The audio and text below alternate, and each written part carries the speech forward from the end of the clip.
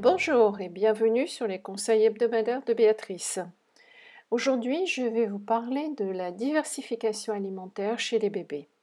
Alors tout d'abord, il faut savoir que pendant la grossesse, je conseille aux mamans de manger une alimentation très riche et très variée. Qu'est-ce que ça veut dire? Ça veut dire qu'il faut qu'il y ait les protéines animales, et j'insiste sur ce fait, des graisses animales également, donc du beurre, des graisses de canard, de la graisse d'oie, de la graisse de porc, etc. Des œufs, très important, beaucoup de vitamines, d'acide folique dans les œufs, surtout le jaune d'œuf, et des abats. Il faut manger du foie, il faut essayer de manger du cœur, des rognons si vous aimez ça.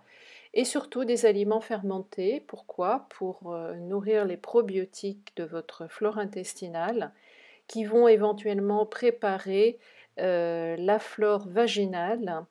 Et quand le bébé va passer par la voie vaginale à la naissance, il va être pour la première fois inoculé avec la flore bactérienne vaginale de la maman. Donc il est très très important pour une femme enceinte de bien manger et surtout des aliments fermentés tels que de la choucroute, du kimchi s'il s'agit de légumes, mais aussi de yaourt, de kéfir ou de la crème aigre fermentée. Après, au moment de la naissance, dans l'idéal, on veut que la naissance soit la plus naturelle possible, bien entendu. Et puis, l'aliment idéal, mais vraiment très idéal pour le bébé, c'est l'allaitement maternel.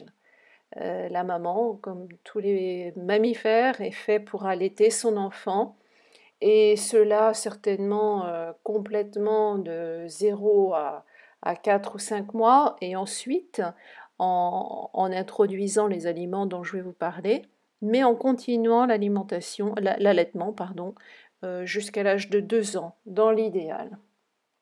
Évidemment, toutes les mamans ne peuvent pas faire comme ça et parfois se sentent coupables, mais ça, je dirais que c'est quelque chose à travailler avant de tomber enceinte.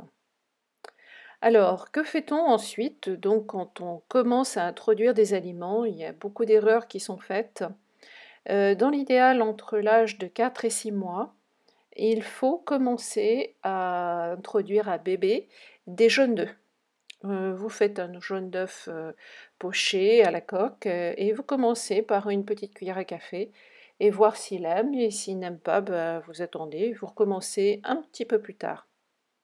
Ensuite, on peut commencer à écraser une banane et peut-être un petit peu de pommes cuites de compote.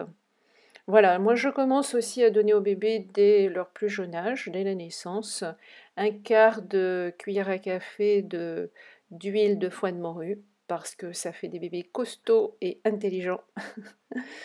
Ensuite, à l'âge de 6 à 8 mois, on recommande d'introduire un petit peu de foie, du foie de veau par exemple, que vous faites cuire et que vous écrasez. On peut commencer aussi à introduire de la viande, bien sûr, hachée, idéalement cuite dans du bouillon, et puis des bouillons. Voilà, moi je recommande d'ajouter des bouillons dans les purées de légumes, éventuellement avec de la viande hachée. Un tout petit peu d'aliments fermentés peuvent être commencés à l'âge de 6 à 8 mois, comme du yaourt, du kéfir, voir encore une fois si bébé aime ça. S'il n'aime pas, vous attendez. Et puis des purées de légumes et des purées de fruits, bananes, avocats, de la mangue, etc. Des abricots qui peuvent être cuits aussi. Vous pouvez faire des compotes avec des pommes, des poires, des bananes, etc. Au niveau des légumes, on introduit doucement donc des courges, des courgettes, de la carotte, ça peut être de la patate douce aussi. Et puis, il faut commencer à mettre du beurre ou de l'huile de noix de coco. Vous verrez que votre enfant aimera ça. Un petit peu de sel aussi, il ne faut pas que ce soit fade. Vers 8 à 12 mois, on continue avec tout ce qu'on a introduit et puis on ajoute à ce moment-là des purées et des soupes mixées. Vous pouvez commencer aussi à ajouter des ragoûts de viande avec, des viandes, du gras, du bouillon et des légumes. Au niveau, produits laitiers, eh bien, si votre enfant aime ça, vous pouvez commencer à lui donner des fromages à pâte dure, tels que du gruyère, du comté et le laisser, grignoter là-dessus. Et puis vous pouvez commencer à faire des desserts, du genre crème aux œufs, que votre enfant appréciera particulièrement. Vous pouvez mettre un petit peu de vanille, un petit peu de miel. Et puis vers l'âge de 8 à 12 mois, on commence à donner à bébé, des aliments qu'il peut tenir dans sa main et qui va commencer à grignoter comme, des petits morceaux de carottes, des petits morceaux de fromage, des morceaux d'avocat, des morceaux de banane, des morceaux de pommes et cetera.